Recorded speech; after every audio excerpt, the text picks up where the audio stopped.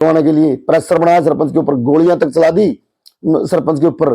बिल्कुल मैं पंचों को पावर दे दूंगा, भाई तू कुछ नहीं कर सकता, तेरे हाथ में कुछ नहीं है, ये पंचायती एक्ट की नॉलेज नहीं है इसने। मैं तो इसको कहता हूँ ये एक मानसिक रूप से बीमार आदमी है। इनकी पार्टी के नेता इनको कहते हैं पागल। बातचीत जो चली हुई थी, सरकार की मंशा साफ नहीं है। सरकार बिल्कुल ठेकेदारी प्रथा लागू करना चाहती है, और इसी विषय पर हम लोगों ने कहा कि हम लोगों ने स्पष्ट कहा मुख्यमंत्री जी को कि आप एक काम करो, 6 महीने के लिए ग्राम पंचायतों को अधिकार दो, और साथ में आप ई टेंडर प्रणाली भी रखो। एक कार्य आप ग्राम पंचायतों से करवाओ और एक टेंडर प्रणाली के माध्यम से करवाओ। आप ये चीज देखना कि वे ग्राम पंचायत द्वारा की वे कार्य में गुणवत्ता आती है, ठेकेदारी प्रथा के कार्य में गुणवत्ता। अगर ठेकेदारी प्रथा से काम बढ़िया होते हैं ना, तो हम खुद कहते हैं कि हम इस प्रथा को लागू करवाने में सरकार का साथ देंगे। लेकिन सरकार पता नहीं क्यों असली मुद्दे पे आने नहीं चाहती। मैं जो संविधान के अंदर अधिकार दिए गए ग्राम पंचायतों को, वो स्वतंत्र अधिकार क्यों नहीं देना चाहती सरकार? सरकार की मंशा बिल्कुल साफ नहीं है। मैं बार बार कहता हूँ, कहते कि आप लोगों को 5 लाख की लिमिट कर देंगे, चलो आप 5 लाख की लिमिट कर दो, लेकिन उस पर बाउंडेशन क्यों रख रहे हो आप? उसके ऊपर भी बाउंडेशन है कि 5 लाख के कार्य भी आप 5 कार्य ही करवा सकते हैं साल के अंदर। हम कहते हैं आप लिमिट करो 5 लाख, लेकिन उसकी बाउंडेशन खत्म करो, कितने भी कार्य कराए ग्राम पंचायत। सरकार बिल्कुल जिद पे अड़ी हुई है। मैं कहता हूं लोगों से भी मैं एक बात कहना चाहता हूँ, हरियाणा के लोगों से, भाई आप लोग कोई भी कार्य हो बाद में कहते हो भाई ये कानून गलत बन गया, लेकिन अब हम चिल्ला चिल्ला के कह रहे हैं कि अपने गांव देहात को खत्म करने की पूरी तरह साजिश है सरकार की। और इस बात को समझो आप लोग, कोई भी सरपंच पैसे खाने के लिए नहीं प्रणाली का विरोध कर रहा। सरपंच अपने अपने गांव का विकास के लिए विरोध कर रहे हैं। जिस सरपंच ने पैसे खाने हैं उसके लिए प्रणाली सबसे बढ़िया है। तो आपने 16 मांगे रखी थी, उनमें से कौन कौन सी बात ऐसी थी जो मंजूर हुई थी? साथ में क्या हमारी मुख्य मांग राइट टू रिकॉल और स्वतंत्र अधिकार की है, बाकी कुछ नहीं। वो ऐसी प्रदेश के हित में जो भाई ये अपना जैसे बीपीएल कार्ड का सर्वे सरपंच करके दी, ये समाज के हित की बातें थी, हमारी पर्सनल कोई अन्य मांगे नहीं है। हम तो ये कहते हैं आप स्वतंत्र अधिकार दो ग्राम पंचायत को, ताकि अपने अपने गांव का विकास कर सके। इन दोनों मांगों पे ही सरकार के इन दोनों मांगों पर कोई भी सहमति नहीं हुई है। राइट टू रिकॉल कहते हैं कि लागू नहीं हो। भाई आप ऐसा कानून लेके क्यों आ रहे हो जिसे लोगों का भाईचारा खराब हो? राइट टू रिकॉल ले आओ, आप विधानसभा में लागू करो। अगर विधानसभा में राइट टू रिकॉल लागू कर देना सरकार, 2 साल के बाद कोई भी विधायक, मैं आपको के माध्यम से कहना चाहता हूँ 70% विधायक कुर्सी से नीचे मिलेगा आपको। क्योंकि आप देखो कितनी बार कितने विधायक और एमपी के पोस्टर लगे मिलते हैं कि गुमशुदा की तलाश। आज तक कभी किसी सरपंच का पोस्टर लगा मिला? भाई सरपंच मिलता नहीं लोगों को। सरपंच 24 घंटे गांव की सेवा में तैयार रहता है और गांव के लोगों को फेस करता है। रात दिन सरपंच अपने लोगों के लिए, किसी का कोई झगड़ा हो गया, किसी का कुछ हो गया, कोई विवाद हो गया, गांव के अंदर कोई विवाद हो गया किसी रस्तों को लेकर, सरपंच 4 दिन के अंदर कार्य स्टार्ट करवा देता है। टेंडर प्रणाली में वो काम 6-6 महीने में हो गए। गांव का भाईचारा बिल्कुल खत्म हो जाएगा, और पंचायती राज एक्ट को खत्म करने की साजिश है। लोगों को मैं बताना चाहता हूं, ये लोग आपका पंचायती सिस्टम को बिल्कुल खत्म करना चाहते हैं। जिस दिन पंचायती राज एक्ट खत्म हो गया, गांव के अंदर कोई भी समझौते नहीं होंगे, कुछ नहीं होगा, पंचायती सिस्टम खत्म हो जाएगा और अव्यवस्था फैल जाएगी समाज के अंदर। रणनीति क्या रहेगी? आगामी रणनीति हमारी यही कि 17 मार्च को हम 16 मार्च से विधानसभा का सत्र स्टार्ट है, हम 17 मार्च को विधानसभा का घेराव करेंगे और अपनी आवाज और बुलंद करेंगे। मैं तो लोगों से बार बार कहता हूं कि बाद में पछतावे के सिवा आप लोगों को कुछ हासिल नहीं होगा। तो क्या लगता नहीं है आपको कि जैसे पंचकुला में ये जो धरना दिया गया था और साथ में प्रदर्शन किए गए थे, तो प्रशासन की ओर से जो है ना सख्ती की गई थी, तो क्या वहां भी सख्ती आपको? देखो, संघर्ष के रास्ते में आपको मुश्किलों का सामना तो करना पड़ेगा। कोई भी संघर्ष है, बगैर आप मुश्किल का सामना किए बगैर संघर्ष नहीं जीत सकते। यह संघर्ष अपने अपने गांव बचाने का संघर्ष है।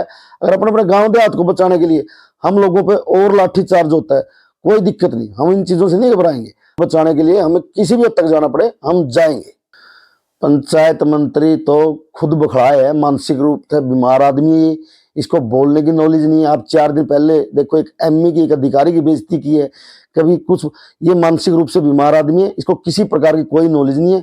ये तो गांव का भाईचारा खराब करना चाहता है। कभी कहता है मैं पंचों को पावर दे दूंगा, भाई तू कुछ नहीं कर सकता, तेरे हाथ में कुछ नहीं है। ये पंचायती एक्ट की नॉलेज नहीं है इसने। मैं तो इसको कहता हूँ ये एक मानसिक रूप से बीमार आदमी है।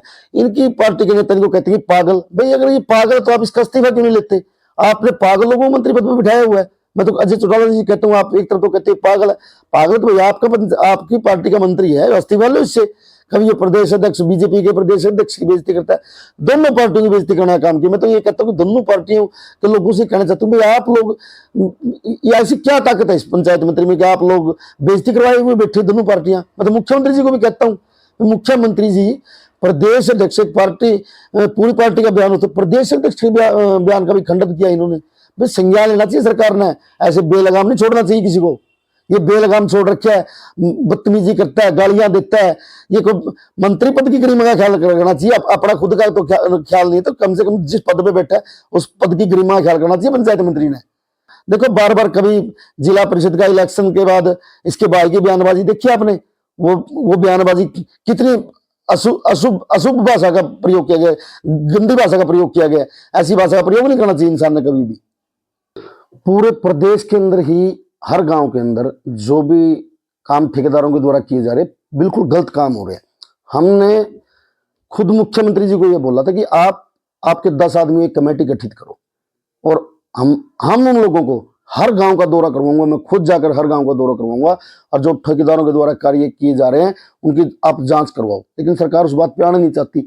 हम कहते हैं आप धरातल पे जाके जांच तो करो, आप लोग तो बंद कमरों के अंदर बैठ के कानून बना देते, तो धरातल की जांच क्यों नहीं कराती सरकार? धरातल पे पता लगेगा ऐसा कौन सा गाँव है जहां की वीडियो सामने नहीं आई, जिसका ठेकेदारों के काम का आम जनता ने विरोध नहीं किया।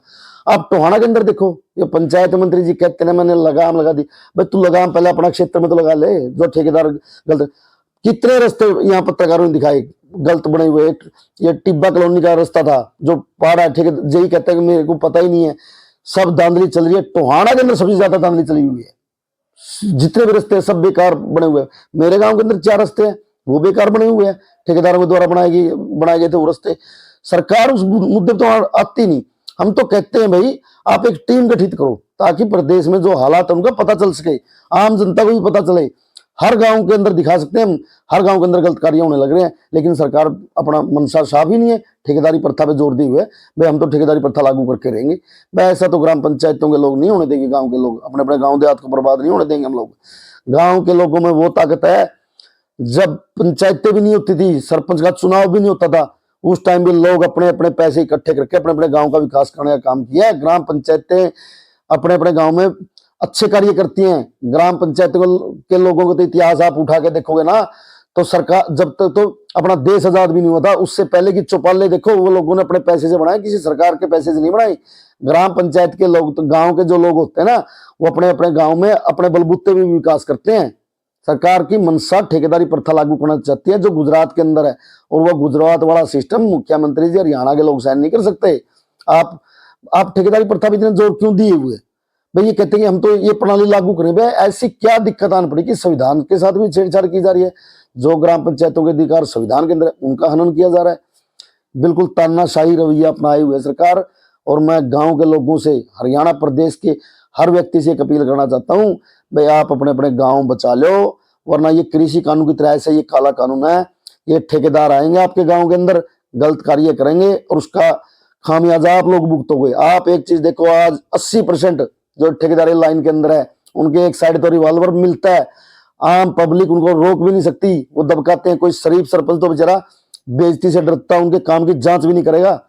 मानना कुछ गांव के अंदर सरपंच गलत काम नहीं होने देंगे जहां भाई सरपंच मजबूत है, लेकिन जो शरीफ सरपंच है, गरीब आदमी है बेचारे, किसी का रास्ता बन गया किसी के घर के आगे से, वो चेक भी नहीं कर सकते, डरते।